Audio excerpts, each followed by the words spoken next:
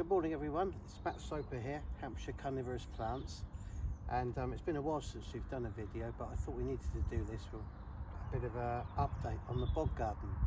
It's the 1st of February, so right in the middle of winter, very cold weather, and just to show you what the plants look like. We've been asked this a lot because all the Sarracenias are herbaceous perennials. They die back over winter and they come back into growth in the spring. It's just to show you how ropey the plants can look in the winter. So if you look, come in here and have a look. This is purpurea. We've removed the flowers from this particular plant, and you can see a lot of the foliage has died back. We've been asked, should we remove the leaves from the plants? Well, we haven't yet. I mean, you can do, but I do find that the longer you can leave the pictures on Sarracenias when they're grown outside, the better results, or the bigger the plants you'll get the following year. So leave them on as long as you can. If you think about it, by removing the pictures too early, which I used to do myself, you're depriving the plant of the insect material, food they've caught over the last summer's growth. So we leave it on as long as we can. Now this is a good opportunity to have a look at some of the other plants I've put in. We've had a couple of frosts. Well, when I say a couple, we've probably been down -5 a couple of times this winter, and we've been down -1, -2, 5 or 6 times at least. So we've had a few frosty nights. Cephalotus down in here, you can see it. There we are. Here's one that's overwintered. We've got a few dead pictures on it. Yeah, it's died back completely. But the majority of the plant is okay. Now the reason why this one's done well, I think, is because it's protected by this Sarracenia here. But we'll see how it comes up as the weather warms up a bit. Then further round, I mean, we knew these would do well, purpurea, which they have done. Here we've got a Dionea, which has been out a few years. You can see how much they died back. That's last year's flower scape, which died off. And you can see the remnants of some leaves that have died off too here. That'll be absolutely fine. That will start to come back into growth. Probably around middle of March you start to see signs of growth. They are quite a bit slower outside than they are under glass. Moving further around the bog, the various Sarracenia. But this one I wanted to show you here. This is a Cephalotus. And this has been hit quite hard by the frost, you can see here. Quite a number of the pictures are dead. But saying that, can you see in the centre here, there's still a bit of green. So I wouldn't give up on that plant. I'll leave them there and see what happens.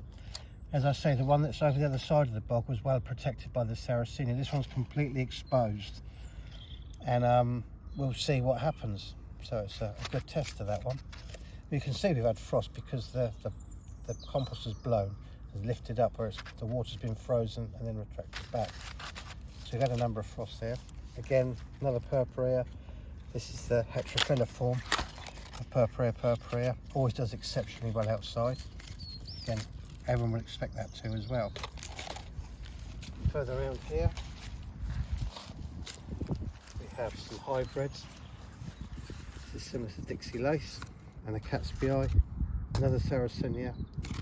This here, which I don't think has survived, is a large clump of Drosera scorpioides, the Pygmy Sun Jew. I'm not sure what's going to happen with that, but we'll see. I'll just try different things to see how they grow, if they'll survive. Luckily we can take these trials ourselves because we've got quite a number of plants to mess around with. So this one has done very well here. See, this is Filiformis. It's starting to move already.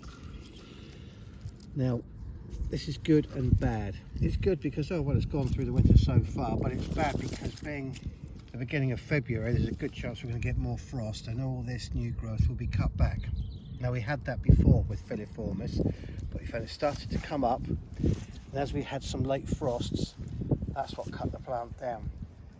Now in my experience, I found that is the biggest problem with growing the plants outside. It's not the depths of winter, they seem to go through that fine, but it's when we get over here in the UK, we get these late frosts, which we can get as late as the end of March, beginning of May even. Those are the ones that do the most damage. So in the middle of winter, when they're fully asleep, they're sort of well up and they're asleep, and it doesn't seem to bother them so much. But it's the late frosts that do the damage. we have a look over this bog garden. Here. Some of these plants. This is a cat's eye crossed with a flava, and I don't know if you can see here. There's a huge crown in here. So this is what we want to see here. This is doing really, really well. And it bulks up. There's multiple crowns on this plant. I'll give it a pull. It's really rooted in well. Fantastic. That's going to be beautiful. Really looking forward to seeing that one. This purpurea goes from strength to strength. It's massive now. Look at it. Oh, they did get everywhere, these sedges. But that's going to be spectacular, obviously. You can see. Another one that does really, really well out in the bog garden is this one here. This is True Blood, neighbouring slack hybrid. It's huge. Died back, which is fine. Nice big crowns you can see down in here, which will start to make a move over the next few months. Another couple, which I wasn't quite sure about, which have put on some good sized crowns, is Brooks Hybrid. Being a Morii, I wasn't 100% sure. I knew it would survive and grow, but I wasn't sure how well it would do. And it's, give it a pull, it's well rooted in there. So much bigger than when it was first put in. As I remember, this plant had about 3 or 4 crowns on, was about 5 or 6 inches across, and now it's getting on for what, nearly a foot across here. So it's really put on a lot of growth. Fantastic. Well, as have all the others. If you have a look here, so if you've got a bog garden yourself and it's looking like this, don't worry. This is what they're meant to look like. Everything dies back. It's quite normal. When you look at the trees, they've all lost all their leaves. They're devoid of foliage, so it's just what these plants do. The problem with Sarracenia, they look so exotic and tropical. They look, you would just expect them to grow in a very warm, humid climate, but as long as they've got very wet feet and they're cold in the winter, warm and sunny, and wet spring and summer, they do exceptionally well.